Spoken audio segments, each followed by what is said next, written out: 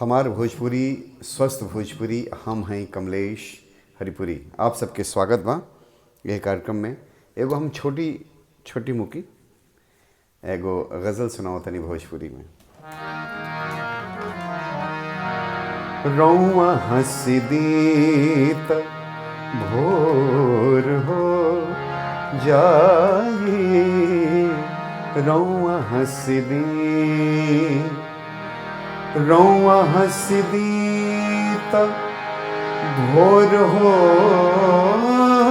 जाई, रौआ हंस दीत भोर हो जाई, असगरो अंगना अजोर हो जाई, सगरो अंगना अजोर हो जाई, रौआ हंस दे।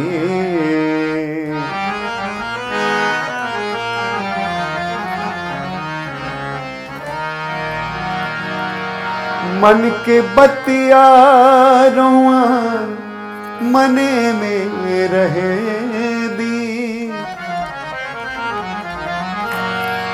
मन के बतिया रौआ मने में रहे दी, चर्चा कैला से शोर हो जाई, चर्चा कैला से शोर हो जाई, रौआ हंस दी।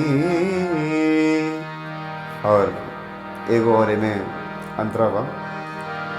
तेज बरखाबा रौआ मती जाई, तेज बरखाबा रौआ मत जाई, भींगी लहंगा अरे भीजी लहंगा ढिढोर हो जाई, रौआ हंस दी, रौआ हंस दी त भोर हो जाई, असगरो अंगना अजोर हो जाई, सगरो अंगना।